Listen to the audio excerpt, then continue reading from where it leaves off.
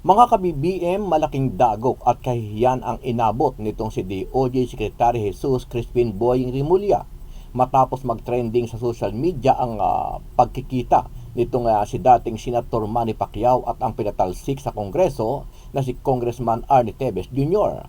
Sa kumakalat na video ngayon, kinumpirma mismo ni Manny Pacquiao ang pagkikita nila ni Congressman Arnie Tevez sa Timor-Leste, kung saan ay pinaniniwala ang pinagtataguan di umano ni Tevez ayon kay Secretary Rimulya. Dahil dito komento at reaksyon ng ating mga kababayan na tila wala talagang saysay o hindi binibigyang halaga na mga inaakusahan ni Rimulya ang kanya mga pag-uutos, kung saan ay kahit may mga arrest warrant na inilalabas ang DOJ at ipinaradakip ang mga pinaghihinalaan nilang mga akusado. Pero tila walang saysay ang lahat ng mga utos ni Rimulya dahil malaya pa rin nakakapagpakita sa publiko ang mga personalidad na pinadadakip nila sa mga otoridad. Matatandaan na isa rin si General Bantag na pinapahanap ni Rimulya para panagutin sa batas, kung saan ay naglabas pa ang DOJ ng milyon-milyong pisong reward, pero kamakailan lang ay nagpakita si General Bantag at nagpa-interview pa sa mga vloggers. Ano ang masasabi mo dito, mga ka-BBM? Sa inyong palagay, hindi ba talaga kapani-paniwala o hindi ka-respeto ang ating DOJ Secretary na si Jesus Crispin Boying Rimulya? Sama-sama nating panuorin ang buong video at pakicomment nyo po ang inyong mga reaksyon at sariling opinyon. Pero bago yan, muli po ako nag-iimbita sa mga hindi pa po nakasubscribe sa ating channel na ka-BBM News PH, pakipindot po ang subscribe button at pakiclick na rin ang notification bell para lagi kong updated sa mga bagong upload natin na legit at napapanahong balita. Maraming pong salamat. Kinumpirma naman ni dating Senator Manny Pacquiao na nagkita sila ng pinatalsik na kongresista ng Negros Oriental na si Arnulfo Arnie Tevez Jr. Yan ay nangyari umano nang siya ay magtungo sa Timor-Leste. Sinabi ni Justice Assistant Secretary Jose Dominic Clabano na nakausap niya ang Filipino boxing icon at doon inamin na nagkita nga sila ni dating Congressman Tevez. Nasa East Timor kasi si Pacquiao dahil siya ay inimbitahan ng gobyerno ng nasabing bansa. Paglilinaw naman ng dating mambabatas na hindi planado ang pagkikita at natsyempohan lamang na pareha sila na nandoon sa iisang lugar. Magugunit ang iginiit noon ng Department of Justice na mula ng masangkot itong si Tevez sa pagpatay kay Negros Oriental Governor Roel Digamo ay nagtago na ito doon sa naturang bansa o doon sa East Timor.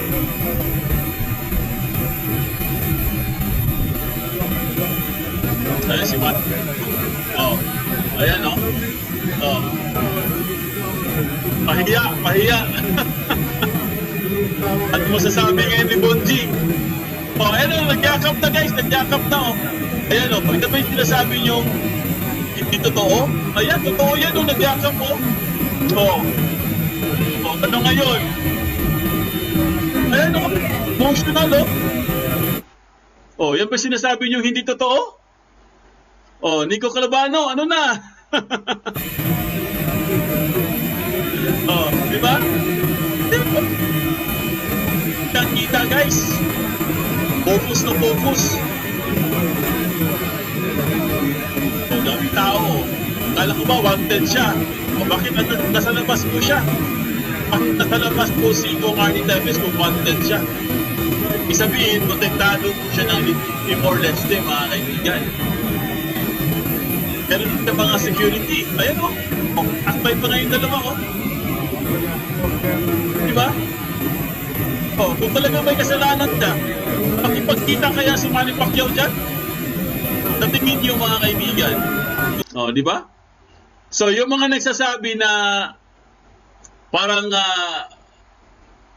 pinagbibintangan nila dito si ano guys, no? Ang sinasabi nila guys, wala daw parang nag-gate crash lang daw itong si Kong Arnie Tevez at hindi daw alam ni Manny Pacquiao at nagulat daw si Senator Manny Pacquiao na bigla siyang lumitaw, no, si Kong Arnie Tevez.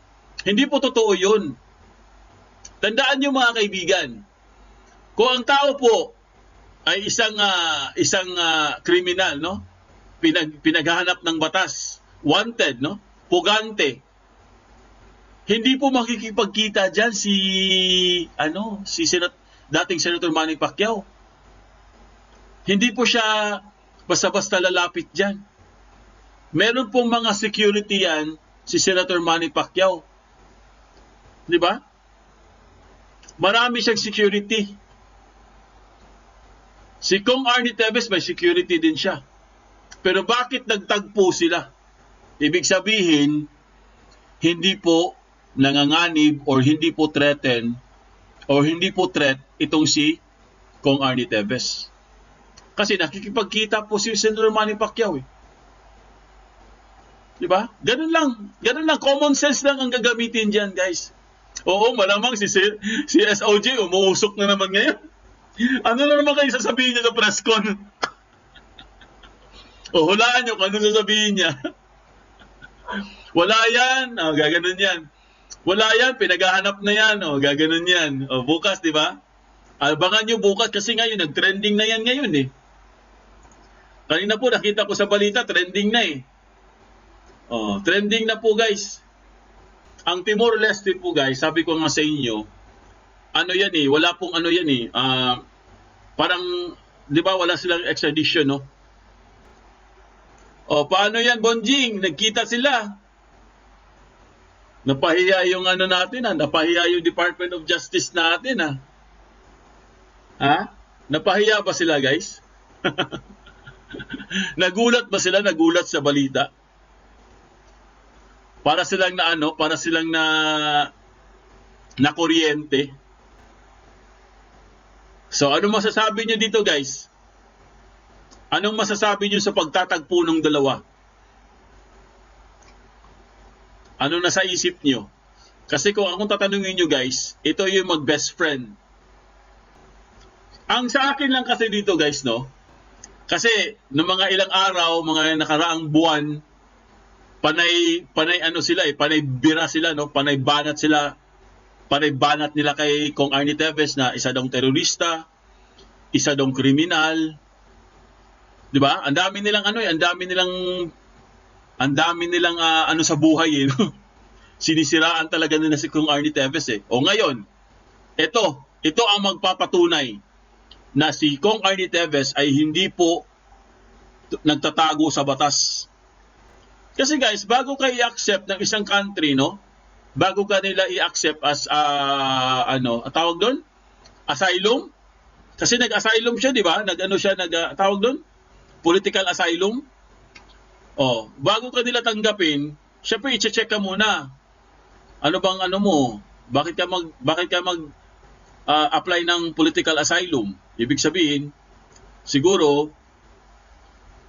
nung nalaman ng Timor-Leste na wala talaga siyang kasalanan at isa siyang congressman, ayun, tinanggap siya ng Timor-Leste. Ngayon guys, nung tinanggap siya ng Timor-Leste, syempre kung accepted ka as political asylum, poprotektahan ka po.